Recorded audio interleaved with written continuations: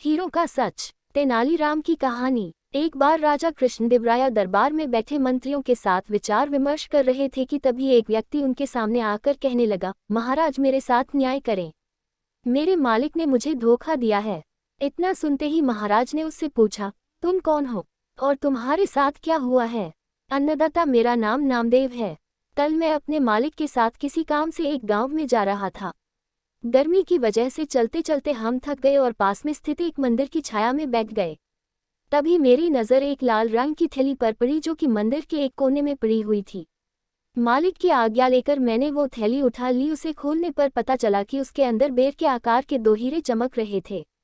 हीरे मंदिर में पाए गए थे, इसलिए उन पर राज्य का अधिकार था।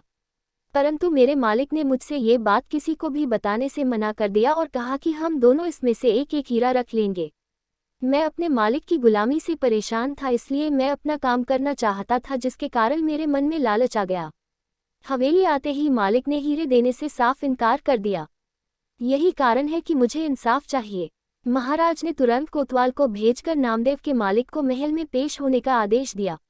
नामदेव के मालिक को जल्द ही राजा के सामने लाया गया। राजा ने उससे हीरों के बारे में पूछा तो वह बोला, महाराज ये बात सच है कि मंदिर में हीरे मिले थे, लेकिन मैंने वो हीरे नामदेव को देकर उन्हें राजकोष में जमा करने को कहा था। जब वह वापस लौटा तो मैंने उससे राजकोष की रसीद मांगी तो वह आनाकानी करने लगा। मैंने जब इसे धमकाया तो ये आपके पास आकर मनगढ़ंत कहानी सुनाने लगा। अच्छा, तो ये बात है। महाराज ने कुछ सोचते हुए कहा, क्या तुम्हारे पास इस बात का कोई सबूत है कि तुम सच बोल रहे हो? अन्नदाता, अगर आपको मेरी बात पर यकीन नहीं तो आप मेरे दूसरे 3 नौकरों से पूछ सकते हो। वो उस वक्त वहीं थे। उसके बाद 3 नौकरों को राजा के सामने लाया गया। तीनों ने नामदेव के खिलाफ गवाही दी। महाराज 3 नौकरों और मालिक को वहीं बिठाकर अपने विश्राम कक्ष में चले गए और सेनापति तेनालीराम महामंत्री को भी इस विषय में बात करने के लिए वहां बुलवा लिया। उनके पहुंचने पर महाराज ने महामंत्री से पूछा, आपको क्या लगता है, क्या नामदेव झूठ बोल रहा है? जी महाराज, नामदेव ही झूठा है। उसके मन में लालच आ गया होगा और उसने हीरे अपने पास ही रख लिए होंगे। सेनापति ने गवाहों को झूठा बताया। उसके हिसाब से नामदेव सच बोल रहा था। तेनालीराम चुपचाप खड़ा सबकी बातें सुन रहा था। तब महाराज ने उसकी ओर देखते हुए उसकी राय मांगी। तेनालीराम बोला, महाराज कौन झूठा है और कौन सच्चा इस बात का अभी पता लग जाएगा, परंतु आप लोगों को कुछ समय के लिए पर्दे के पीछे छुपना होगा।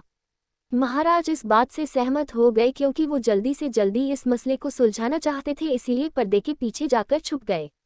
महामंत्री और सेनापति मुंह सिकोड़ते हुए पर्दे के पीछे चले गए। अब विश्राम कक्ष में केवल तेनालीराम ही दिखाई दे रहा था। अब उसने सेवक से कहकर पहले गवाह को बुलाया। गवाह के आने पर तेनालीराम ने पूछा, क्या तुम्हारे मालिक ने तुम्हारे सामने नामदेव को हीरे दिए थे? जी हाँ। फिर तो तुम्हें हीरे के रंग और आकार के बारे में भी पता होगा।